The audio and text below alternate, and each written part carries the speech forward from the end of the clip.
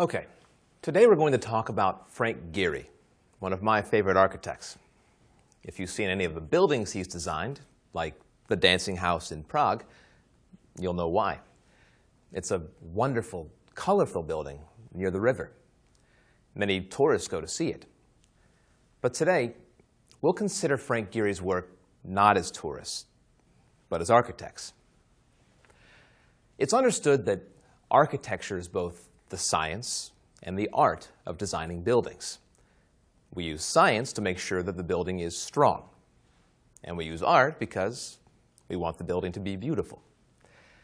In other words, we think about the aesthetics or artistic value of the building. Now here I want to mention Vitruvius, the Roman architect who lived in the 1st century BCE. He said that a building must have 3 fundamental characteristics. 1, meet its intended use. 2, be sound, which means strong. And 3, be beautiful. He wrote these ideas 2,000 years ago, and they're still the foundation of architecture today. Let's go over these 3 characteristics in depth. First, a building must meet its intended use. Architects would think about the reason a building is being built as they design it. For example, the intended use for a school is a place to learn, right? Here, architects must ask themselves, what type of design is best for both students and teachers? Second, a building must be structurally sound. What do I mean by this? I mean the design must follow these basic principles. Is it safe? Will it last a long time? Will it protect people from bad weather? Architects agree that a building must be able to do all of these things. Third, a building must be beautiful. Now, aesthetics is a harder principle to agree on, and buildings last a long time if they're built properly. And so something built 50 years ago may not be considered beautiful now. Styles in architecture change, like with clothes or cars. All right, to highlight what I've said thus far, in addition to meeting the intended use, a building's design must also be structurally sound and aesthetically pleasing to people. Is everyone clear on this? Now I'd like to shift to talking about Frank Gehry's work and how he applied these 3 characteristics of architecture.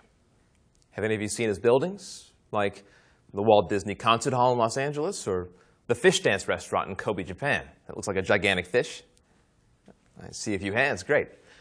Then you'll know what I mean when I say his style is very distinct.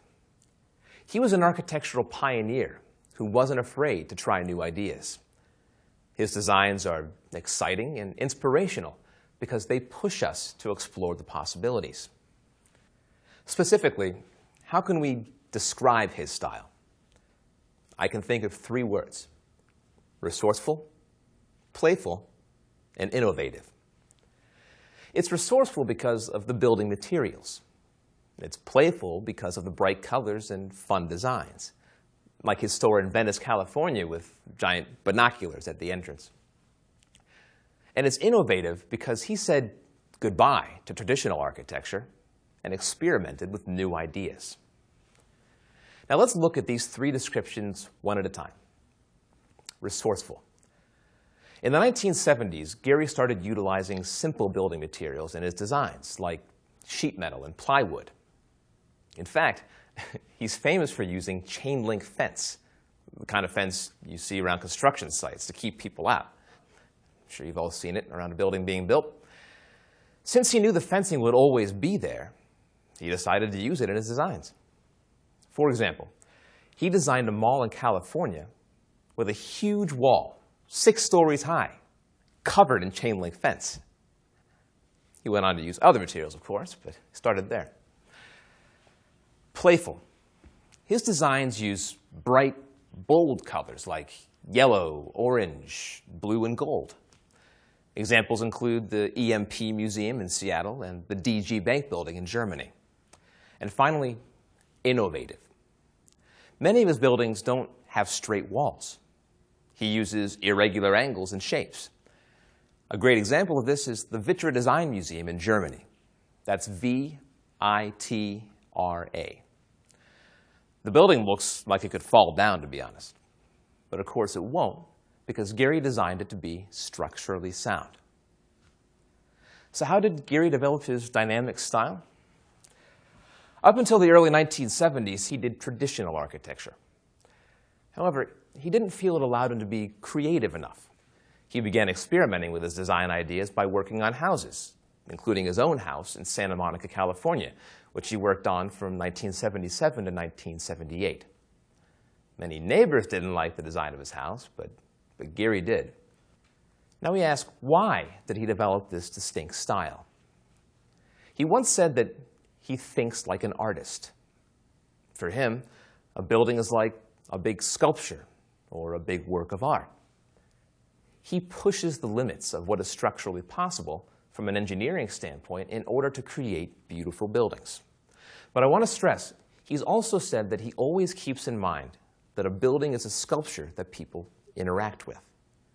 If the building doesn't please them as a work of art and meet the intended use, he's failed in his objective.